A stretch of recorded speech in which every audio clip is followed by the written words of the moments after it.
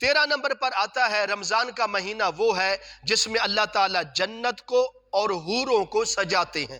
کہ اللہ تبارک و تعالیٰ پورے 11 مہینے پورا سال جنت کو حکم دیتے ہیں، اے جنت تم سجنا شروع ہو جاؤ، اے حورو تم بھی سجنا شروع ہو جاؤ۔ جنت بھی سجنا شروع ہو جاتی ہے، حوریں بھی سورنا شروع ہو جاتی ہیں۔ کس لیے یہ کیوں حکم دیا جا رہا ہے؟ اس لیے کہ مومنوں پر رمضان کا مہینہ آنے والا ہے، مومن جب رمضان میں عبادات کریں گے تو پھر مومنوں پر جنت واجب ہو جائے گی، ان کو جنت میں داخل ہونا لازم ہو جائے گا، اور پھر ان کے لیے جنت میں بیویوں کا جو اللہ تعالیٰ نے انتظام کیا ہے وہ حوروں کا انتظام کیا ہے۔ اللہ اکبر۔ دنیا کے معاملات تھوڑے الگ ہیں لیکن آخرت کی جو نعمتیں ہیں یہ بہت بڑی نعمتیں ہیں۔ اللہ تبارک و تعالی ہر انسان کو تمام نعمتیں عطا فرمائیں گے جنت میں، لیکن جو ان جنت میں جو اللہ تعالیٰ مومنوں کو نیک بیویاں عطا فرمائیں گے،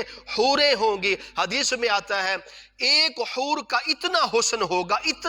ہوگا، اگر دنیا میں ایک حور اپنی ایک انگلی کا پوٹا، تھوڑا سا پوٹا یہ دنیا میں زہر کر دے، دنیا میں دکھا دے تو یہ پوری دنیا روشن ہو جائے گی حور کے حسن کی وجہ سے۔ تو پھر خود اندازہ لگائیں تو اللہ تعالیٰ مومنوں کو حورا عطا فرمائیں گے تو وہ ان کے 70 لباس کی جھلک محسوس ہوگی، ان کا حسن اعلیٰ، ان کی خوبصورتی اعلیٰ۔ خود اندازہ فرمائیں جنت کتنی حسین ہے، تو پھر جو جنت کی ملکہ ہیں جن کو حوریں کہا جاتا ہے، جو مومنوں کی بیویاں بنیں گی وہ کتنا خوبصورت ہوں گی۔ اللہ تعالیٰ حوریں عطا فرمائیں گے، مومنوں کو جنت کے عیش و آرام عطا فرمائیں گے، مومنوں کو جنت کے محل عطا فرمائیں گے، مومنوں کو جنت کے باغات عطا فرمائیں گے، مومنوں کو جن کے نیچے نہریں بہتی ہوں گی، ٹھنڈے پانی کی نہر، دودھ کی نہر، شراب کی نہر، شہد کی نہر، پھر ایسے باغات ہوں گے،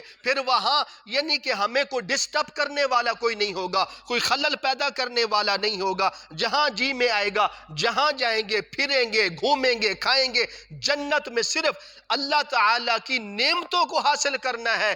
کوئی عبادت نہیں ہوگی، کوئی نماز نہیں ہوگا، کوئی روزہ نہیں ہوگا، کوئی تسبیحات نہیں ہوگی، صرف کھانا پینا ہوگا اور عیش و آرام ہوگا۔ تو پھر جنت میں اللہ تعالیٰ کسی بھی انسان کو بیمار نہیں کریں گے، کسی کو کھانسی نہیں آئے گی، کسی کو زکام نہیں ہوگا، کسی کو نزلہ نہیں ہوگا، کسی کو یعنی کہ تھوک نہیں آئے گی۔ جنت میں لذت ہوگی، جنت میں سکون ہوگا، جنت میں محبتیں ہوں گی۔ جنت کی ایسی نعمتیں ہیں، نیک لوگ سن لیتے ہیں نا جنت کی اتنی بڑی نعمتیں ہیں تو وہ دنیا کی لذت کو بھول کر آخرت کی لذت کو حاصل کرنے کے لیے اللہ کی عبادت میں مصروف ہو جاتے ہیں۔ وہ یہ کہتے ہیں دنیا کی چیزیں ملے یا نہ ملے ہمیں، لیکن جنت کی نعمت ہمیں ملنی چاہیے۔ اس لیے ہر انسان کو چاہیے، اللہ تعالیٰ نے اتنی بڑی خوبصورت جنت بنائی ہے تو ہمارے لیے بنائی ہے، مومنوں کے لیے بنائی ہے، اور جنت میں جو سب سے بڑی نعمت حوروں کی شکل میں ہے وہ حوریں اللہ تعالیٰ مومنوں کو عطا فرمائیں گے۔ اگر کوئی کسی شخص کی نیک بیوی ہو، فرما بردار بیوی ہو، اپنے خاوند کی اتباع کرنے والی بیوی ہو، تو پھر اللہ تعالیٰ اس بیوی کو جنت میں جو جنت میں حوریں عطا فرمائیں گے اپنے بندوں کو، دنیا کی بیوی ان حوروں پر ملکہ بن کر رہے گی۔ یہ اس عورت کے لیے ہے جو عورت اپنے خاوند کی دنیا میں عزت کرنے والی ہو، اپنے خاوند کے دیے ہوئے رزق پر شکر کرنے والی ہو، ناشکری نہ ہو۔ سارا سال خاوند اپنی بیوی کو کما کما کما کما کھلا دیتا ہے، لیکن بیوی ایک جملے میں کہتی ہے تم نے مجھے دیا ہی کیا ہے؟ جب سے میں تیرے گھر میں آئی ہوں پریشانیوں میں مبتلا ہوں۔ تو نہ شکری عورت کا، نہ اللہ کا شکر ادا کرنے والی ہو، نہ اپنے خاوند کا شکر ادا کرنے والی ہو۔ جو نافرمان بیوی ہے، نافرمان عورت ہے، اس کا ٹھکانہ تو جہنم میں ہوگا۔ جو فرما بردار بیوی ہوگی، جو شکر گزار بیوی ہوگی اور خاوند کو عزت احترام کرنے والی ہوگی، اپنے گھر کی بھی حفاظت کرے گی، اپنی عزت کی بھی حفاظت کرے گی، اور اس کے ساتھ اپنے خاوند کی عزت کی بھی حفاظت کرے گی۔ جو اس طرح کی عورت ہوگی، نیک متقی پرہیزگار ہوگی، تو اللہ تعالیٰ ایسی عورت کو جنت میں حوروں سرداری عطا عطا فرمائیں گے۔ ہر عورت کو چاہیے، اگر وہ عورت چاہتی ہے نا جس طرح میں اپنے خاوند کی دنیا میں ملکہ بن کر رہنا چاہتی ہوں، اسی طرح اگر وہ عورت آخرت میں حوروں پر بھی سرداری حاصل کرنا چاہتی ہے، جنت میں بھی اپنے خاوند کی ملکہ بن کے رہنا چاہتی ہے، تو اس عورت کو چاہیے اس دنیا میں رہ کر اپنے خاوند کی اتباع کرے۔ دیکھ لیں آپ صلی اللہ علیہ وسلم نے فرمایا اگر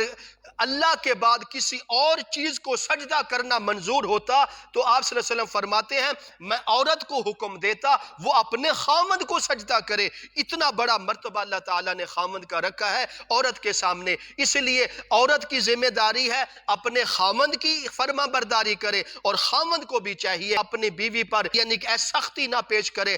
جس طرح بیوی کے حقوق خاوند پر ہیں اسی طرح خاوند کے حقوق بھی بیوی پر ہیں، اسی طرح اگر ایک دوسرے آپس میں صحیح حقوق ادا کریں گے تو انشاءاللہ یہ دونوں جنت میں جائیں گے، اور جنت میں ان کو سب سے بڑی نعمتیں اللہ تعالیٰ عطا فرمائیں گے۔ تو ہر مسلمان کو اس چیز کا خاص خیال کرنا ہوگا، انسان دنیا میں جو کچھ مانگ رہا ہے سب سے بڑی نعمت جو اللہ تعالیٰ کا دیدار ہے، اس کے بعد آپ صلی اللہ علیہ وسلم کا دیدار ہے، ان دو چیزوں کے بعد اگر کوئی آخرت میں سب سے بڑی نعمت ہے وہ جنت کی شکل میں ہے۔ تو رمضان کا مہینہ وہ ہے جس میں اللہ تعالیٰ جنت کو سجاتے ہیں، جنت کی حوروں کو سجا دیتے ہیں۔ اللہ تعالیٰ فرماتے ہیں کہ حوریں خود اللہ سے کہتی ہیں پروردگار وہ تیرے نیک بندے کہاں ہیں، وہ کب آئیں گے جن کی ہم بیویاں بن کر رہیں گی۔ اللہ اکبر، اے ایمان والو کتنے ہم خوش نصیب ہوں گے تب جب ہم اللہ کے حکم کے مطابق زندگی گزاریں گے، رمضان کے روزے رکھیں، عبادات کریں گے،